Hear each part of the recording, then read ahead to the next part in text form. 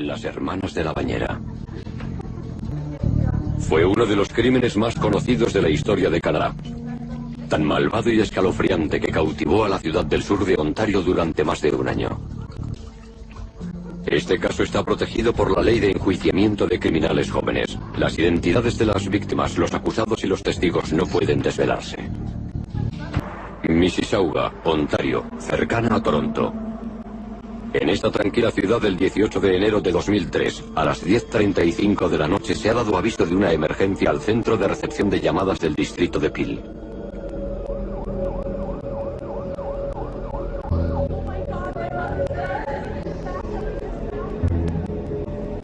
Una chica desconcertada le dice al operador que su madre se ha ahogado en la bañera. La policía y los equipos de emergencia acuden a una casa de un barrio de clase media.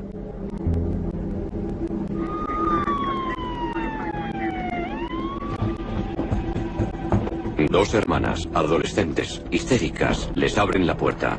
Señalan al cuarto de baño en el piso de arriba y les dicen que su madre se ha ahogado en la bañera.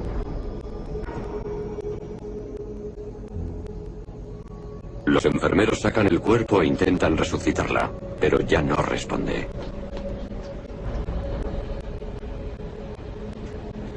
Cubren el cadáver con una manta y lo dejan para que el forense lo examine cuando llegue. Desde siempre, los ahogamientos en una bañera no son muy normales. Por eso hay que mirarlos con cierto recelo. Fue una muerte sospechosa. Todavía me cuesta creer que la gente se ahogue en la bañera. Sí que es posible, pero sigo teniendo el chip de que no me lo creo hasta que me lo demuestren. Bernie Weber, agente de identificación forense, llega a la casa. Su primera tarea es observar y fotografiar la escena. Llego poco antes del forense. Entro y lo fotografío todo tal y como me lo encuentro. No toco nada, no muevo nada, ni siquiera le quito la sábana a la difunta. No empiezo a mover las cosas hasta que el forense me da la autorización. Quiero que vea la escena tal y como yo la he visto, porque aún no sabemos exactamente qué tenemos por delante. Hago algunas fotos rápidas en otras partes de la casa. En una de ellas salía el salón donde todo estaba relativamente limpio y ordenado, pero había una botella de vodka tirada en la mesita del café. Mientras Weber continúa con su inventario de la escena, el inspector Brent Magnus comienza su investigación preliminar. Será la primera persona que anote la versión de los hechos que dan las hermanas. Le cuentan que salieron a cenar con unos amigos al restaurante Jack Astor alrededor de las 6 de la tarde. Al salir, su madre estaba bebiendo mucho alcohol.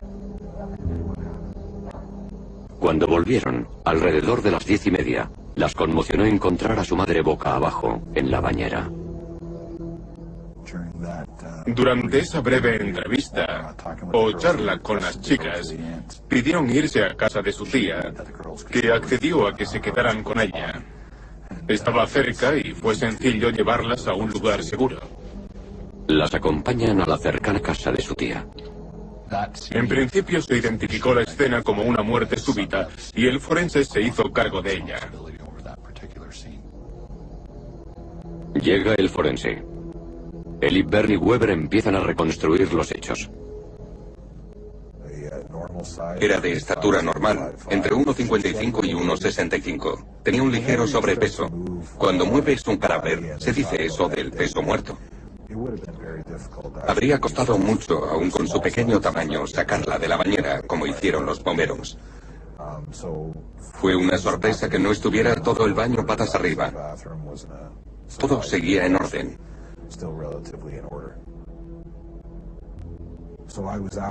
El forense me pidió que le tomara las huellas para identificarla.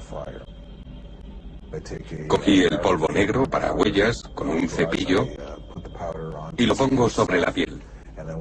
Luego aplico un trozo de cinta sobre un dedo y lo retiro, obteniendo una impresión de la huella, que puedo usar para compararla con otras.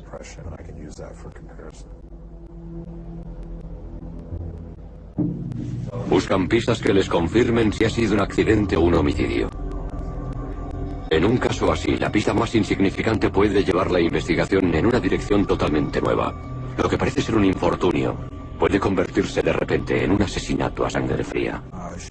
Salía algo de líquido de su boca, lo que es muy habitual en los casos de ahogamiento, porque es el proceso normal del cuerpo para deshacerse del líquido. Cuando una persona se ahoga, también hay humedad en sus pulmones. Parte de ella puede haber sido provocada por el agua al estar sumergida, pero otra parte procede de su propio cuerpo. Y la sangre la lleva a los pulmones debido a la falta de oxígeno. Esta humedad es rica en proteínas, y algunas pasan a los pulmones y se mezclan con el aire. Cuando se presionan sale una espuma que puede verse en el tracto respiratorio, pero incluso antes de empezar la autopsia suele haber un montón de espuma alrededor de la nariz y la boca. Pronto, Weber y el forense empiezan a percibir detalles que levantan sus sospechas. Empezamos a ver cosas, como que había dos vasos distintos dentro del mismo baño con alcohol dentro. Hice otras observaciones en la bañera. El agua tenía 15 centímetros de profundidad. Un cuerpo dentro, obviamente, se habría desplazado. Además, el agua se había enfriado a la temperatura ambiente. En una situación normal, si se hubiera dado un baño normal, esperaría que estuviera más caliente. La temperatura del agua ayudará a establecer la hora de la muerte. Es el procedimiento cuando te encuentras con un ahogamiento. Siempre hay que tomar una muestra del agua en el momento, y eso fue lo que hicimos. Pero en el fondo de la bañera había un material granulado, que parecía ser vómito o heces, y que se había mezclado con el líquido elemento. Eso no se recogió entonces.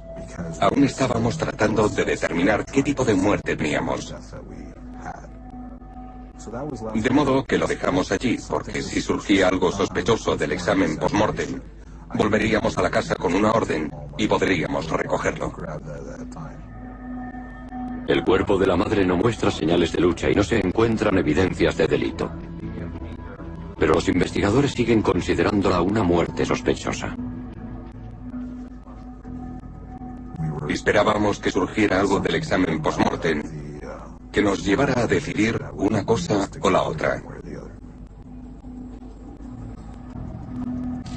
La casa se precinta hasta después de la autopsia. Se asignan agentes de policía para garantizar que nadie entre y que las posibles pruebas permanezcan intactas. Hasta el momento, todo parece indicar un ahogamiento por accidente.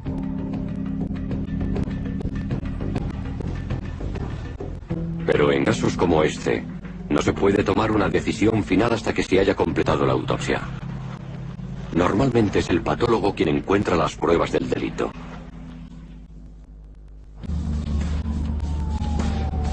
Mississauga, Ontario. Dos chicas de 15 y 16 años descubren a su madre en la bañera. Los investigadores sospechan porque los ahogamientos en la bañera son extremadamente raros. Se ordena una autopsia para determinar la causa de la muerte. En su despacho, Bernie Weber prepara su informe. El patólogo lo usará en la autopsia al día siguiente. Compara las huellas dactilares de la víctima con las de la base de datos de la Real Policía Montada de Canadá para confirmar su identidad. Quería asegurarme de que era efectivamente la señora que pensábamos. Pude extraer las huellas, compararlas y posteriormente informé al forense y la identifiqué, así como al oficial al mando. Al día siguiente, el doctor Timothy Feltris se prepara para la autopsia. He tenido casi 4.000 casos de medicina legal en mi carrera, pero el ahogamiento no es algo muy común. Puede que haya tenido 25 ahogamientos y quizás 6 o 7 hayan ocurrido en una bañera.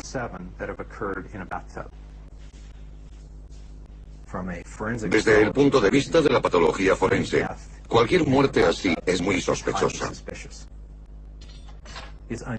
Es poco habitual que la gente muera en una bañera llena de agua.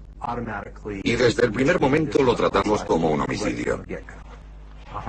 La autopsia en un finado, en este caso, con una muerte en el agua, implica que tenemos que hacer cosas muy específicas. Cogemos muestras de sangre y de orina para toxicología. Y también muestras del contenido del estómago por seguridad. Esto solo en este caso. Normalmente no siempre usamos ese contenido. Y se envía al Centro de Medicina Forense. Aún así, también cogimos una muestra de sangre de más y la llevamos al laboratorio patológico para buscar alcohol.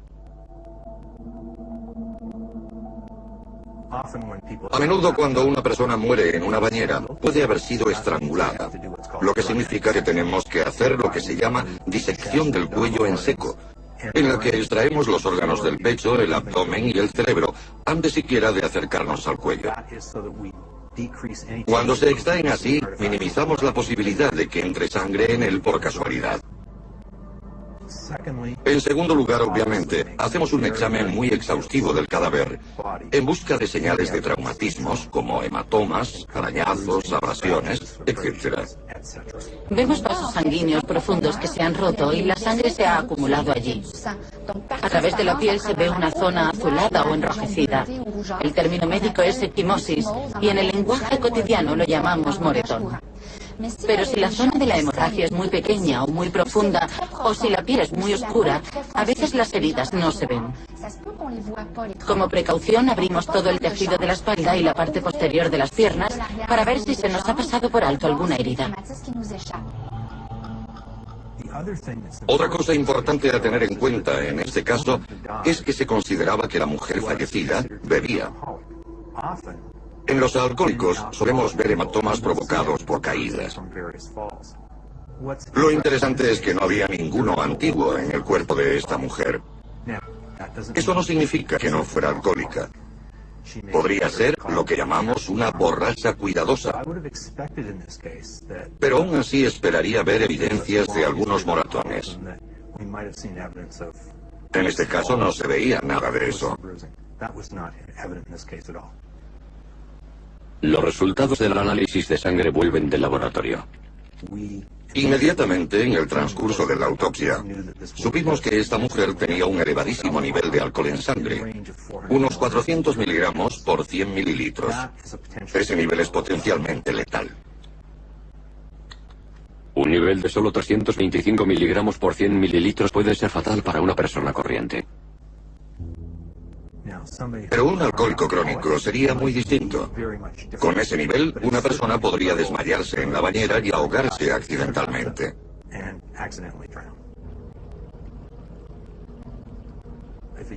Si se toma el suficiente, se deprime el sistema nervioso, lo que podría suprimir la reacción de tos para expulsar el agua de los pulmones.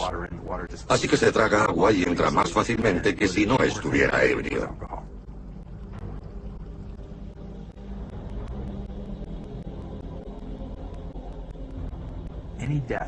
Hay que sospechar de cualquier muerte en una bañera. Lo único que habíamos descubierto era ese elevado nivel de alcohol en una mujer relativamente joven y que presentaba signos de ahogamiento en agua dulce y ninguna señal de traumatismos. No tenía evidencias que señalaran inequívocamente a un homicidio. Hay que tener una prueba categórica y en lo que a la autopsia se refiere, no había ninguna. El forense contrasta los resultados de la autopsia con sus propias observaciones y con el testimonio de las hijas de la víctima. Concluye que la causa de la muerte ha sido un ahogamiento accidental provocado por el excesivo consumo de alcohol. La policía del distrito de Peel archiva el caso.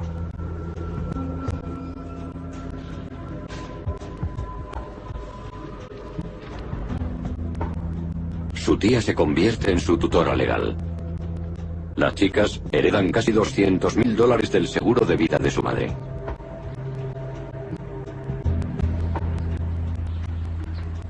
Sin embargo, 11 meses después, una sorprendente prueba llama la atención de la policía de Peel y el caso se reabre.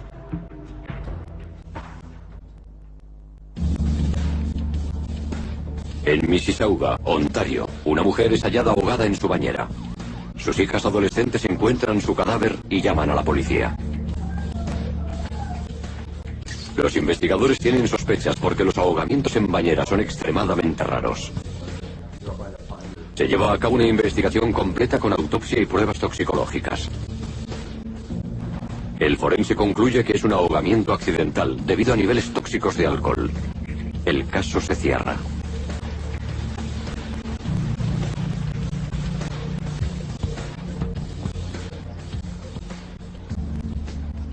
Once meses después, un adolescente contacta con la policía con una información sorprendente sobre el ahogamiento de la bañera.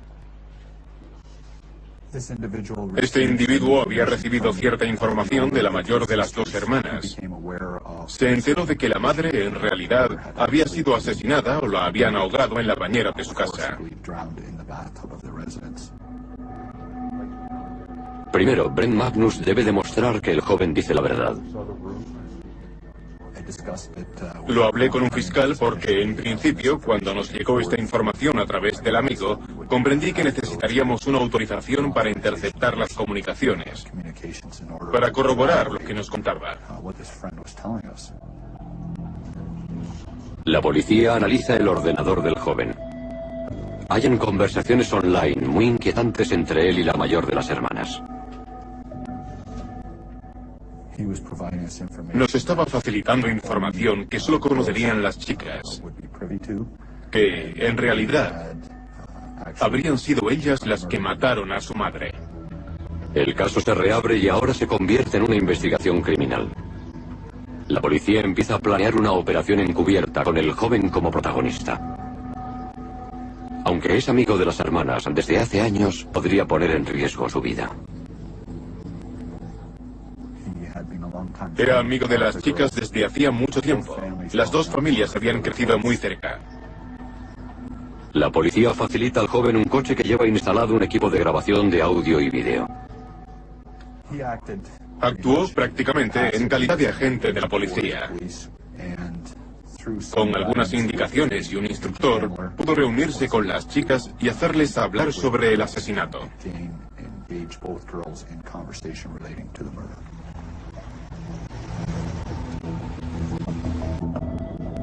Durante las siguientes 4 semanas, el joven informante graba muchas conversaciones incriminatorias con las hermanas. Salió para verse con la mayor de las dos y obtuvo de ella afirmaciones con relación al asesinato. De la revisión y transcripción de esa conversación interceptada, resultaba evidente que la hermana mayor, y posiblemente también la menor, estaban implicadas en el asesinato de la madre. La primera conversación intervenida es escalofriante. La mayor revela abiertamente detalles del asesinato que habían planeado durante meses. Al principio no quieres creerte que una chica de 15 o 16 años asesine a un padre, y menos a una madre. La grabación que organizó la policía fue brillante porque las chicas no tenían ni idea de que lo hacían. De hecho, en un momento dado, creo que era la mayor, entra en el coche y lo primero que le dice a su amigo es: "No me estarás grabando".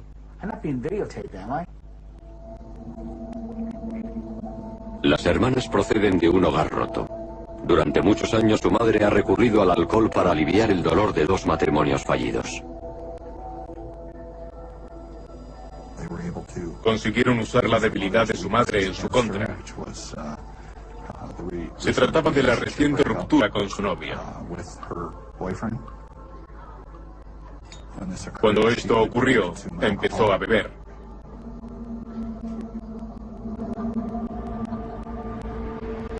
A lo largo de varias semanas el joven se encuentra con las hermanas en 4 ocasiones. De estos encuentros se obtienen muchas horas de grabaciones y docenas de pruebas que hay que confirmar. En la primera, se produce un hallazgo sorprendente. Las chicas han dado a su madre cócteles mortales de vodka y Tylenol 3, un potente analgésico con alto contenido en codeína. Comprendimos que debíamos hacer una prueba toxicológica para buscar específicamente codeína. Se emite una orden para usar las muestras de sangre y orina tomadas de la madre un año antes. Un análisis completo de las muestras nos desveló que la madre tenía una cantidad anormal de codeína en su organismo en el momento de su muerte.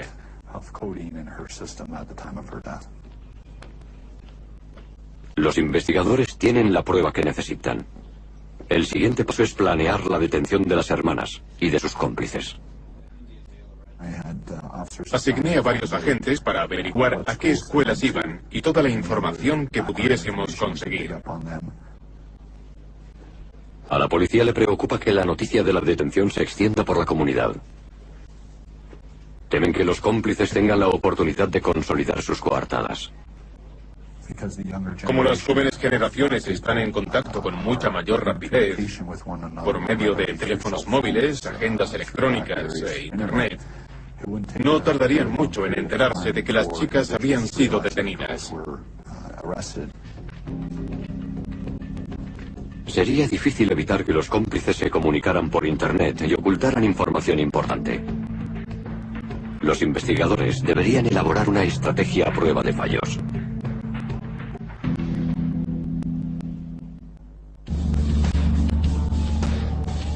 En Mississauga, Ontario, dos adolescentes denuncian que su madre se ha ahogado en casa en la bañera. En ese momento se establece que la muerte se ha debido a una intoxicación por exceso de alcohol y que ha sido accidental. El caso se cierra. Un año después, la policía recibe una inquietante información que sugiere que la muerte no ha sido accidental.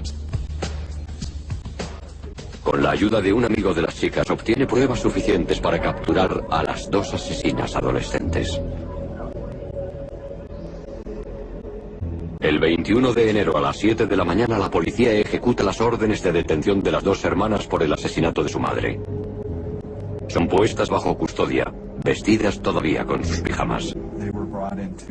La llevaron a la sección de homicidios de la Policía Regional de Peel por separado. No queríamos que hablaran o se influyeran durante el procedimiento. Asigné a algunos agentes para que fueran a por ropa, para que se pudieran vestir adecuadamente. Pero se negaron a ponerse nada más. Solo los pijamas que llevaban cuando fueron detenidas. Al mismo tiempo tenía a unos 50 o 55 agentes participando en la orden de registro de la vivienda. Había identificado aproximadamente a otros 45 individuos que tenía que interrogar en un periodo de tiempo muy corto. Todo el que creía que podía facilitarnos información sobre las chicas o el asesinato de la madre. Y además, no podía olvidarme de llamar, en primer lugar, a la familia de las chicas. Las conversaciones interceptadas por el informante muestran que las chicas han estado hablando abiertamente con sus amigos sobre el crimen que han cometido. Los jóvenes que cometen esta clase de crímenes y después se jactan de ello, se enfrentan a un dilema. Por un lado, quieren demostrar que son capaces de actuar, no solo de hablar. Pero por otro, cuanto más hablan de ello, más riesgo corren de que las pillen.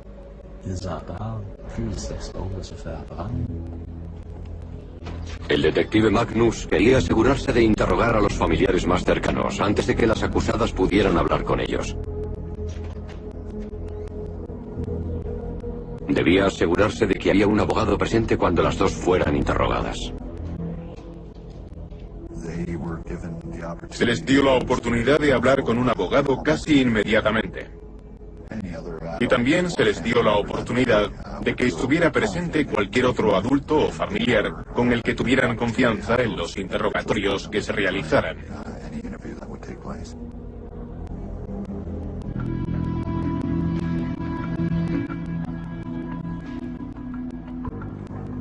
Desde el principio, las dos hermanas niegan cualquier implicación en la muerte de su madre.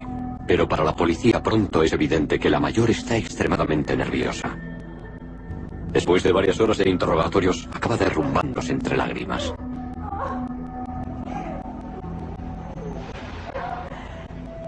Admite su participación en el asesinato y lo describe con todo detalle. Después, sorprendentemente, se acurruca en el suelo y se queda dormida.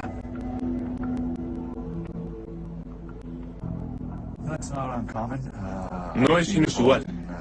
He participado en detenciones en las que los individuos tienen un bajón de o algún tipo de cambio físico, y cuando se les detiene por algún motivo, se quedan dormidos.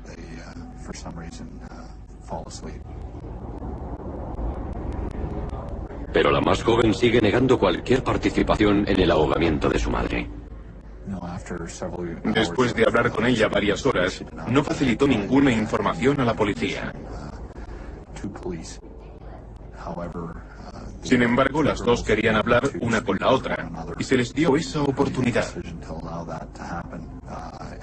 Tomé la decisión de permitirlo, y hablaron sobre el crimen. Las pusieron juntas a las dos y se les ocurrió la estratagema de que todo era una gran broma que le estaban gastando al amigo. Eso sería lo que contarían a la policía. Volvieron a la sala y una dijo, estoy en un lío por mentir a la policía. Y el agente dijo, ¿cómo que mentir? Que no he matado a mi madre. Les he estado mintiendo. Al retraerse, la hermana mayor deja una sola pista a la policía. El registro de los chats online almacenado en el disco duro de los ordenadores de las chicas. Joe Colson, de la Unidad de Delitos Tecnológicos, los analiza. Cuando los recibimos, se llevan al laboratorio de delitos tecnológicos y se desmontan. Entonces tomamos una imagen forense del disco duro. Básicamente copiamos todo el disco de cabo a rabo, cada bit.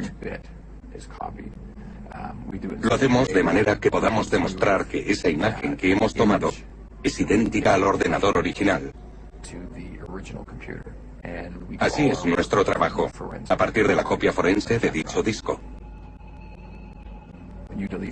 Cuando borras algo de tu ordenador, el archivo casi completo sigue estando en él. Un usuario normal entraría y diría que debería borrarlo ya, y mientras aún se chatea, se puede borrar físicamente.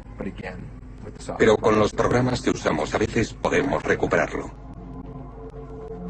A medida que recupera los archivos, Colson empieza a dar forma a la siniestra historia de las chicas.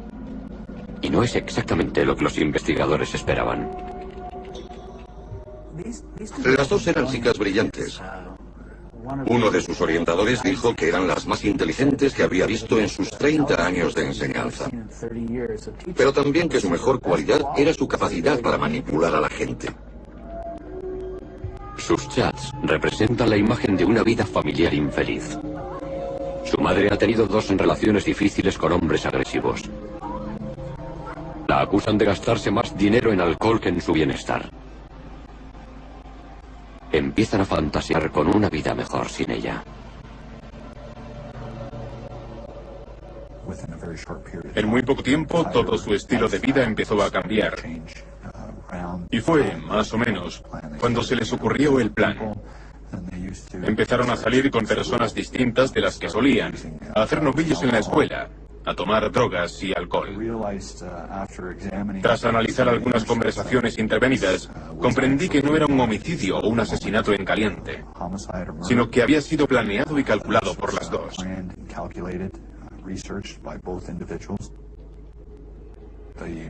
La madre, sin que las chicas lo supieran, estaba ahorrando para ellas, para ofrecerles un buen hogar, y tenía varios empleos para conseguirlo, cosa que las chicas no reconocían. Cuando se les ocurrió la idea de eliminarla por el dinero del seguro, creo que habían elaborado un plan indagando y hablando con amigos.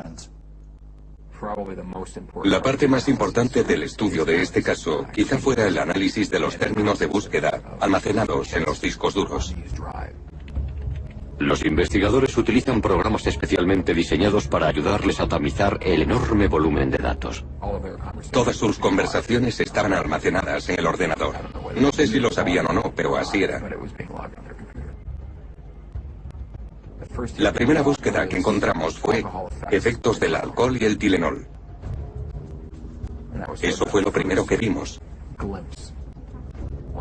Cuando descubrí esa primera prueba, esa arma humeante me dio un subidón de adrenalina y me dije, ya está. Se les ocurrió emborracharla y darle pastillas para incapacitarla.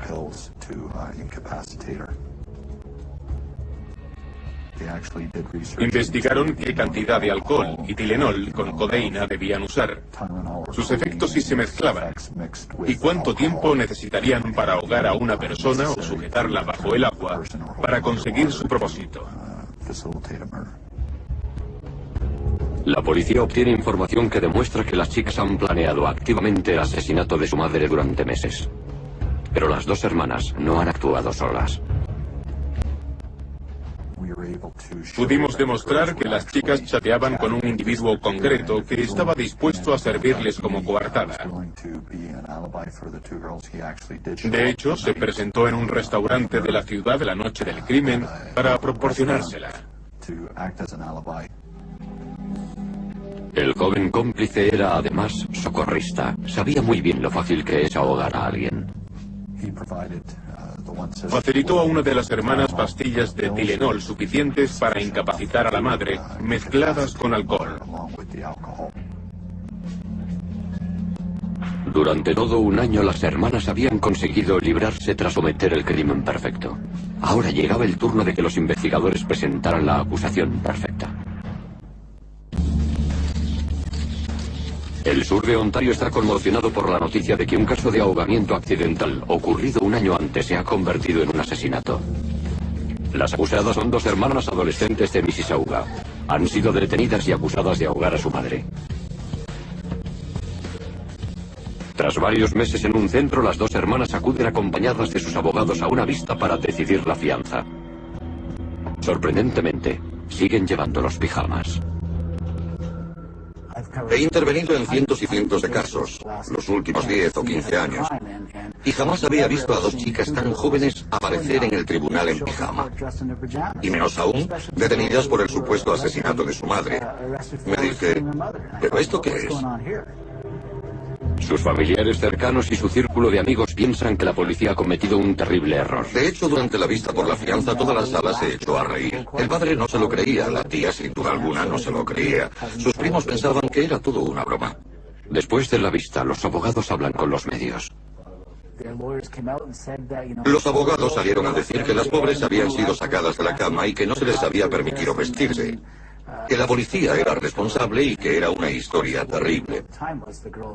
Lo que aún desconocíamos era que vivían con el pijama puesto, que se negaban a vestirse y que se dedicaron el día anterior a preparar su defensa.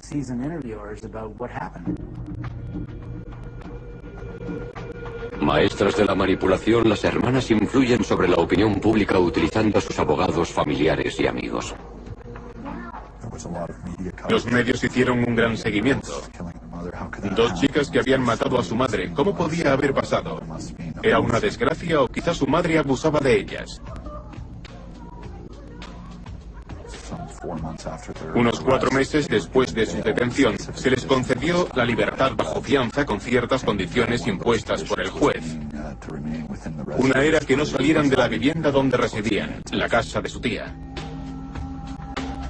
Las chicas son puestas en arresto domiciliario con su tía hasta la fecha del juicio. Eso significaba que no eran libres para hacer lo que quisieran. Podían ir al colegio, al médico, podían ir a trabajar si querían, pero tenían que ir acompañadas de alguien.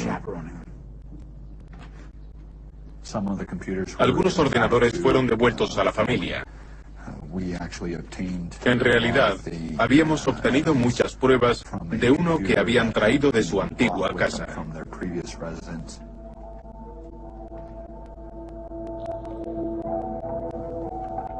Las hermanas continúan con su engaño.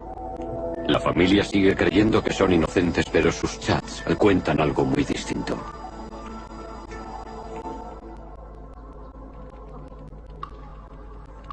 Pasaron todo el año viviendo en casa de la tía cuya hermana han matado. Y todo el mundo las defiende. Creen que la policía ha cometido un terrible error.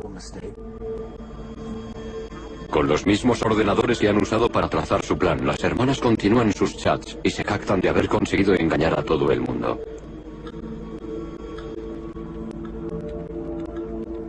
Cuando la investigación llega a su fin, el cruel e inteligente plan de las dos sale por fin a la luz.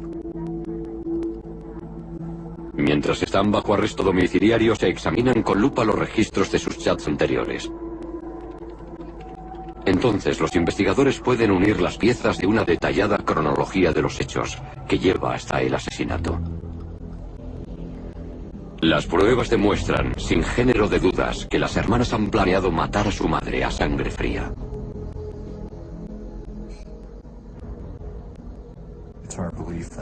Creemos que las chicas sirvieron las bebidas y le dieron pastillas a la madre, lo que no era extraño que hicieran.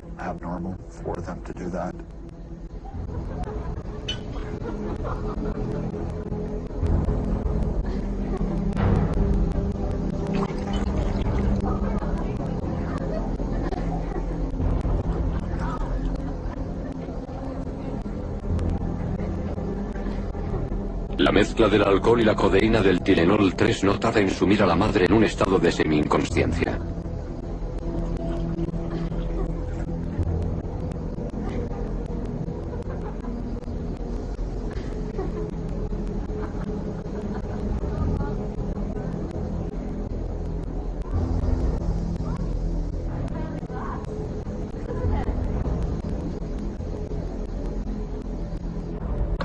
Mientras está fuertemente sedada, las chicas llenan la bañera y preparan el cuarto de baño.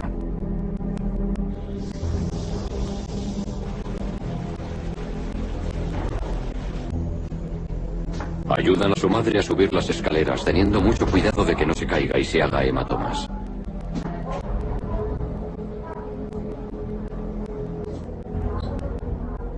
La hermana mayor ayuda a su madre a meterse en la bañera.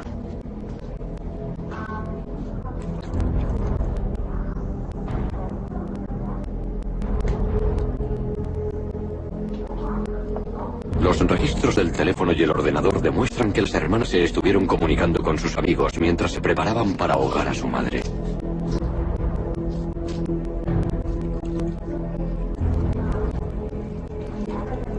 La mayor se pone guantes de látex y sujeta la cabeza de su madre, bajo 15 centímetros de agua, hasta que deja de respirar.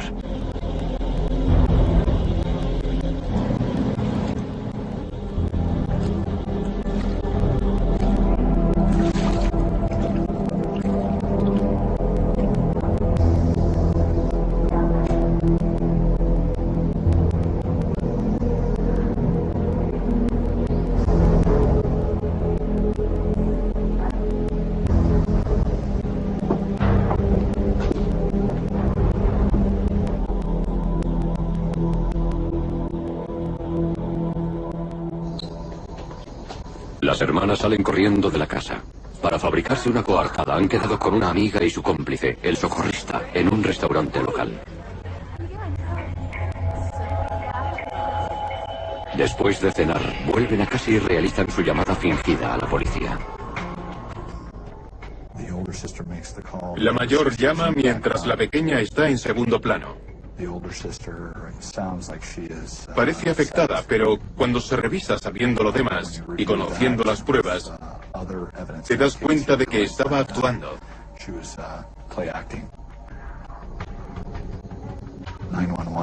Los operadores de la policía les pidieron a las chicas que ayudaran a su madre. Veían que acababa de ahogarse en la bañera. Cuando llegaron, había evidentes muestras de rigidez, rigor mortis y lividez en el cadáver. Eso indicaría que la muerte había tenido lugar horas antes de aquella llamada.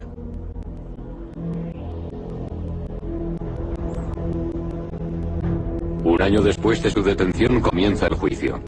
Se las empieza a conocer como las hermanas de la bañera. Me preguntaban si no era un juicio difícil de seguir y si no me horrorizaba todo esto. Cada día otros periodistas y yo no podíamos esperar a llegar a la sala porque no sabíamos qué era lo siguiente que nos esperaba. Los fiscales decían, si esto te ha parecido bueno, no te pierdas lo próximo. Las hermanas tienen dos móviles para su crimen. Uno, escapar de una vida familiar de malos tratos y de una madre alcohólica. El otro es pura avaricia. Saben que su madre tiene una póliza de casi $200.000. Eso era lo más extraño de todo, lo más escalofriante, lo más inquietante. Había 3 amigos íntimos que sabían de antemano que esto pasaría, pero nadie acudió a los padres, nadie fue a la policía o a ningún representante de la autoridad. Creo que durante todo el año que no se las pudo pillar, tuvo que haber cientos de chicos en 2 institutos distintos que o sospechaban que habían matado a su madre o sabían que lo habían hecho. Pero nadie se lo dice a nadie. Sus cómplices finalmente testifican contra las chicas y ayudan a condenarlas. El joven socorrista también es detenido y acusado de conspiración para cometer asesinato. A medida que avanza el juicio, la policía presenta nuevas pruebas halladas en los ordenadores confiscados. Las pruebas técnicas añadieron mucha validez y mucho peso a las declaraciones, porque pudimos corroborar lo que decían los testigos. En este caso concreto, las pruebas informáticas fueron cruciales. Que yo sepa, puede que esta fuera una de las investigaciones técnicas más avanzadas de las que se habían llevado a cabo en este país hasta ese momento.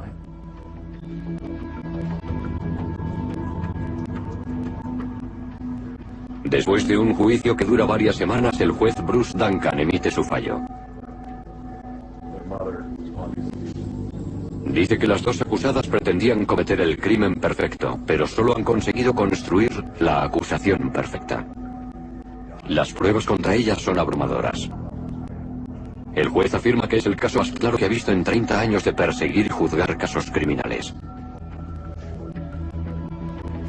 Halla a las acusadas culpables de asesinato en primer grado.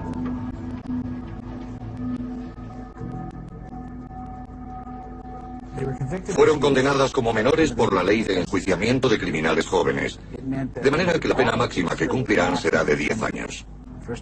Para un asesinato en primer grado eso es el máximo.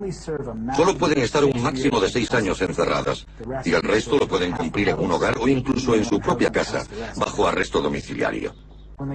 Cuando salen en libertad, al terminar ese periodo de 10 años, pueden ir a donde quieran en Canadá. No necesitan cambiarse el nombre porque nadie lo va a saber nunca. Pero para el público, siempre serán las chicas de la bañera. Tengo la sensación de que todos llegaron a la misma conclusión, que las dos eran malvadas. Lo terrible de esto es que son chicas de 15 y 16 años y que casi se libran tras cometer el crimen perfecto. El poder letal del agua fue usado para encubrir un crimen casi perfecto. El ahogamiento de la madre habría quedado sin castigo si una persona no hubiera hecho caso a su conciencia. De nuevo, el agua pudo haber sido un cómplice despiadado, mudo.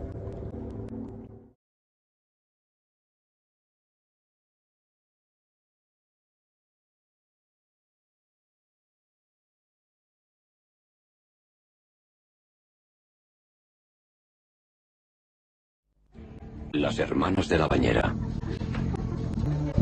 Fue uno de los crímenes más conocidos de la historia de Canadá. Tan malvado y escalofriante que cautivó a la ciudad del sur de Ontario durante más de un año. Este caso está protegido por la ley de enjuiciamiento de criminales jóvenes. Las identidades de las víctimas, los acusados y los testigos no pueden desvelarse. Mississauga, Ontario, cercana a Toronto. En esta tranquila ciudad del 18 de enero de 2003, a las 10:35 de la noche se ha dado aviso de una emergencia al centro de recepción de llamadas del distrito de Peel.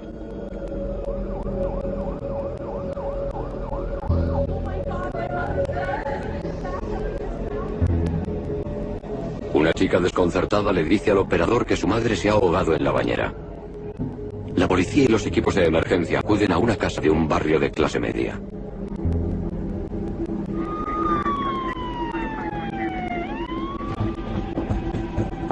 Dos hermanas, adolescentes, histéricas, les abren la puerta. Señalan al cuarto de baño en el piso de arriba y les dicen que su madre se ha ahogado en la bañera.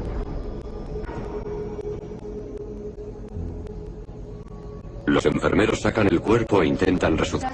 Y algunas pasan a los pulmones y se mezclan con el aire. Cuando se presionan sale una espuma que puede verse en el tracto respiratorio, pero incluso antes de empezar la autopsia suele haber un montón de espuma alrededor de la nariz y la boca. Pronto, Weber y el forense empiezan a percibir detalles que levantan sus sospechas. Empezamos a ver cosas, como que había 2 vasos distintos dentro del mismo baño con alcohol dentro. Hice otras observaciones en la bañera. El agua tenía 15 centímetros de profundidad. Un cuerpo dentro, obviamente, se habría desplazado. Además, el agua se había enfriado a la temperatura ambiente. En una situación normal, si se hubiera dado un baño normal, esperaría que estuviera más caliente. La temperatura del agua ayudará a establecer la hora de la muerte. Es el procedimiento cuando te encuentras con un ahogamiento. Siempre hay que tomar una muestra del agua en el momento, y eso fue lo que hicimos. Pero en el fondo de la bañera había un material granulado, que parecía ser vómito o heces, y que se había mezclado con el líquido elemento. Eso no se recogió entonces. Aún estábamos tratando de determinar qué tipo de muerte teníamos. Citarla, pero ya no responde.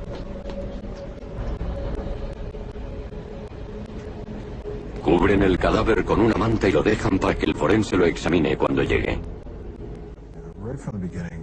Desde siempre, los ahogamientos en una bañera no son muy normales. Por eso hay que mirarlos con cierto recelo. Fue una muerte sospechosa. Todavía me cuesta creer que la gente se ahogue en la bañera. Sí que es posible. Pero sigo teniendo el chip de que no me lo creo hasta que me lo demuestren.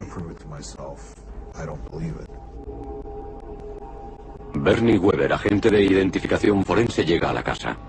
Su primera tarea es observar y fotografiar la escena.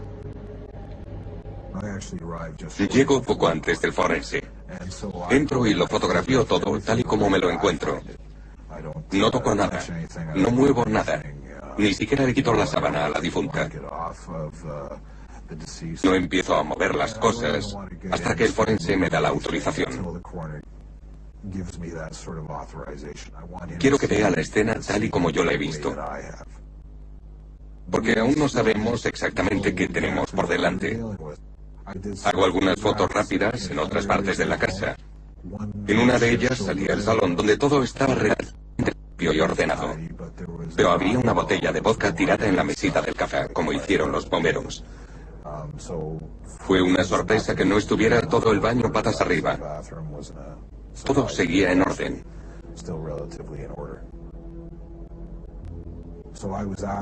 El forense me pidió que le tomara las huellas para identificarla. Cogí el polvo negro para huellas con un cepillo y lo pongo sobre la piel. Luego aplico un trozo de cinta sobre un dedo y lo retiro, obteniendo una impresión de la huella que puedo usar para compararla con otras.